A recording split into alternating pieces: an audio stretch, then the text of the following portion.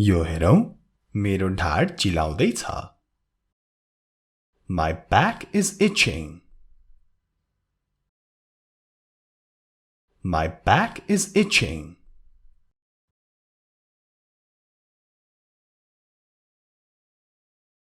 मेरो ढाड कनाइदेऊ न भन्नलाई Please scratch my back Please scratch my back Scratch my back भनेको मेरो ढाड कनाइदेऊ भन्न खोजेको Scratch भनेको के रहेछ त कन्याउनु Please scratch my back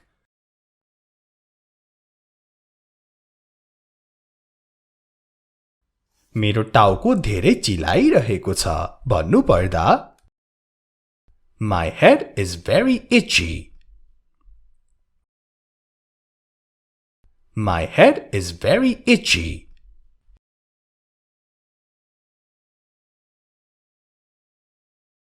तिमीलाई त जुम्रा परे जस्तो छ यसरी अंग्रेजीमा भन्नलाई It seems you have lice. It seems you have lice.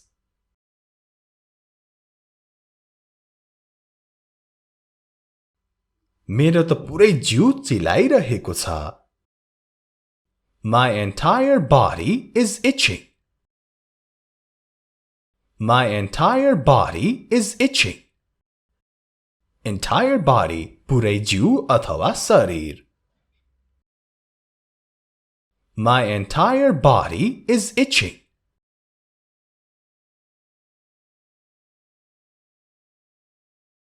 यो एलर्जीको कारणले हुन सक्छ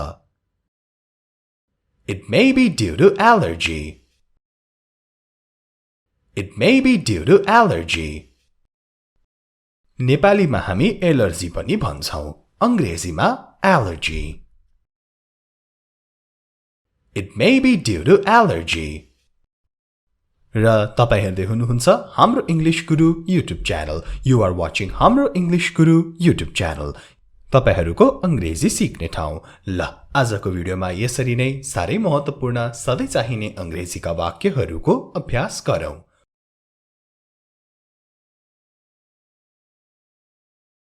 मेरो दाहिने खुट्टामा पानी फोका आएको छ I have got a blister on my right foot I have got a blister on my right foot Blister Foka I have got a blister on my right foot.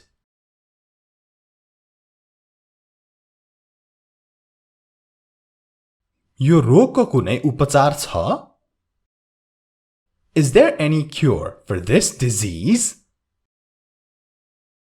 Is there any cure for this disease? Disease रोग र cure उपचार Is there any cure for this disease?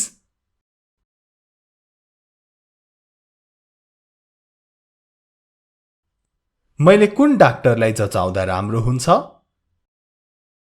Which doctor should I consult? Which doctor should I consult?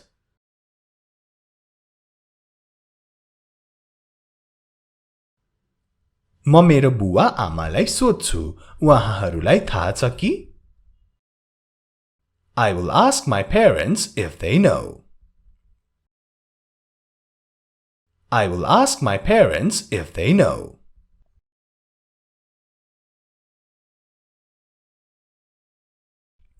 तिमीलाई यो mobile phone कसले किन्दियो? Who bought you this mobile phone? Who bought you this mobile phone?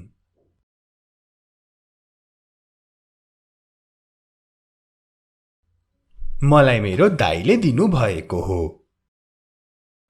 It was given to me by my brother. It was given to me by my brother.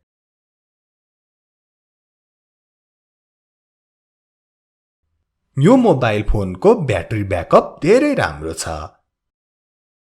The battery backup of this mobile phone is very good.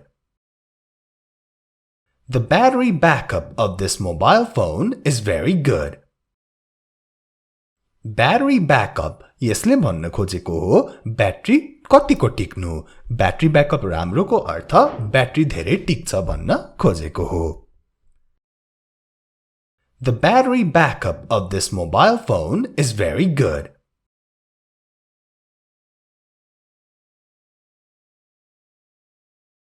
त्यो केटी को हो? Who is that girl? Who is that girl?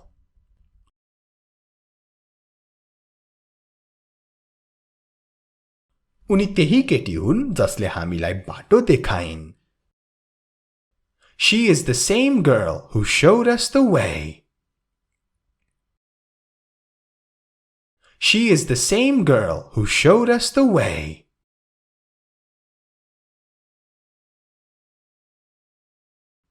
उसको काका त ठग हो. His uncle is a fraud. His uncle is a fraud. Fraud, ठग. Uncle भनेको काका, मामा, ठुलो बुवा, फुपाजु इत्यादि.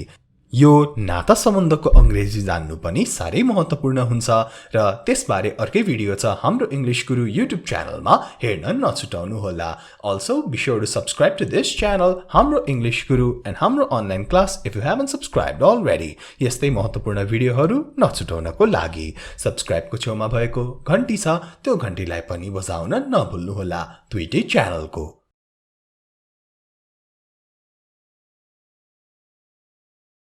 म उसलाई पाठ सिकाउने छु. I will teach him a lesson. I will teach him a lesson.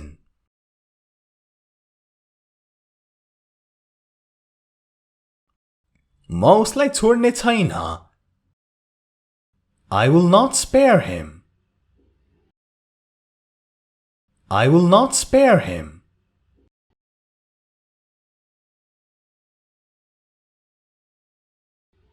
तिम्रो छेउमा को थियो? Who was next to you? Who was next to you?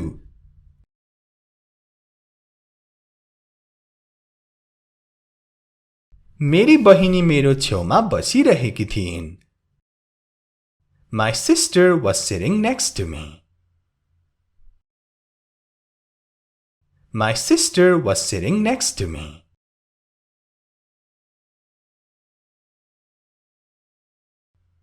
तर तिमीले त अर्कै सोच्यौ. But you thought otherwise. But you thought otherwise.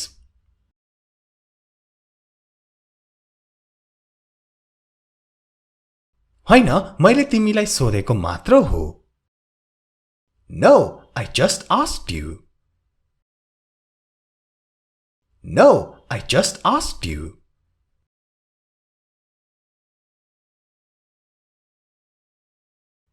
तिम्रो दायाँमा चाहिँ को छ? Who is on your right side? Who is on your right side?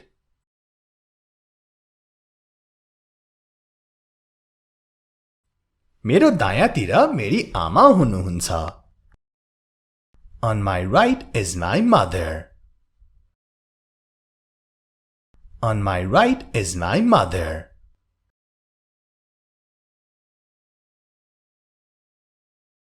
मलाई तिम्रो जस्तो छाता चाहिएको छ.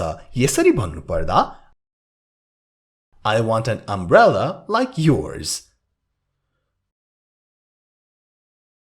I want an umbrella like yours.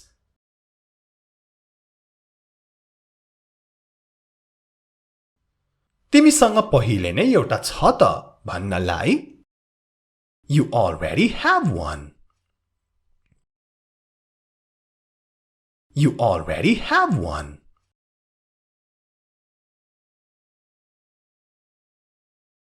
उसले कस्तो व्यवहार गर्यो? How did he behave? How did he behave?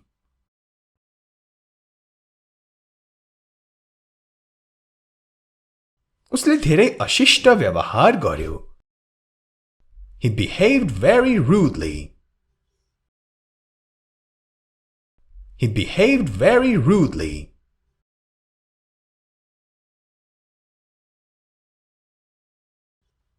के खाना तयार छ Is the food ready Is the food ready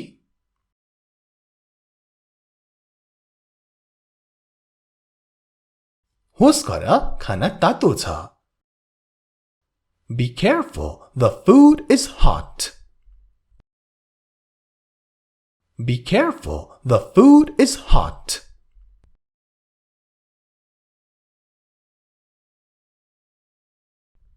के म अब विदेश जान सक्छु Can I go abroad now Can I go abroad now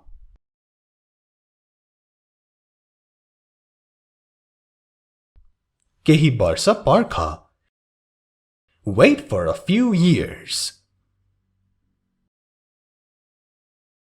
Wait for a few years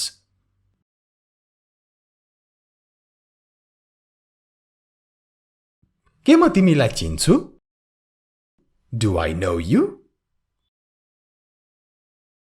Do I know you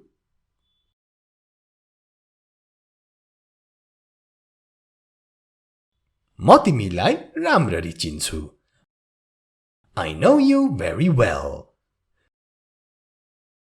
I know you very well भिडियोलाई like र share गर्न पनि नछुटाउनुहोला Be sure to like and share this video I know you very well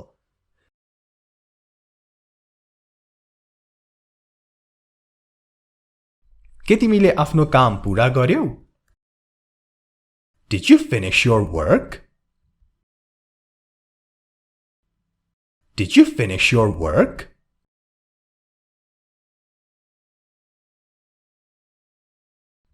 मैले पहिले नै आफ्नो काम पूरा गरिसकेको छु I have already finished my work I have already finished my work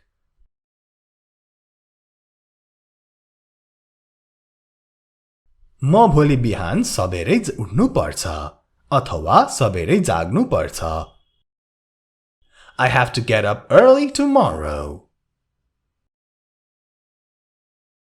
I have to get up early tomorrow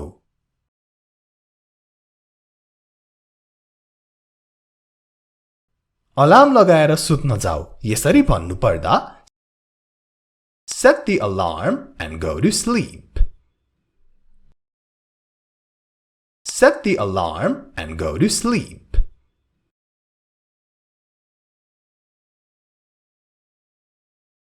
हामीलाई बाहिर जानु छ.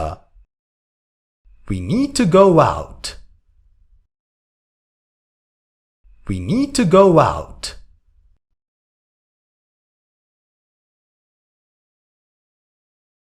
छिटो लुगा लगाऊ भनेर कसैलाई भन्न.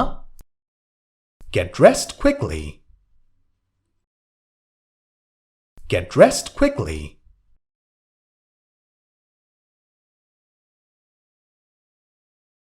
के म यो सही तरिकाले गर्दै छु?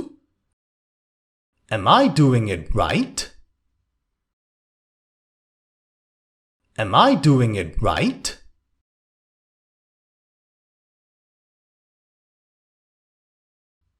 हो, तिमीले त सही तरिकाले गर्दै छौ. Yes, you are doing it right. Yes, you are doing it right.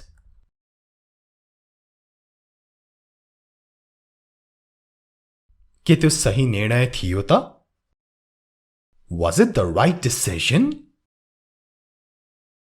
Was it the right decision? Decision, निर्णय.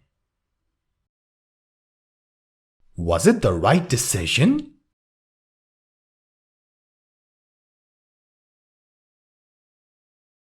त्यो हतारमा लिइएको निर्णय थियो.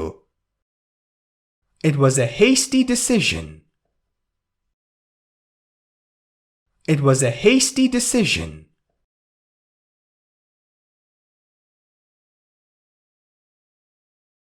त्यही भएर सोचेर निर्णय लिऊ. Think and decide. Think and decide. आजलाई यति नै. Have a good day.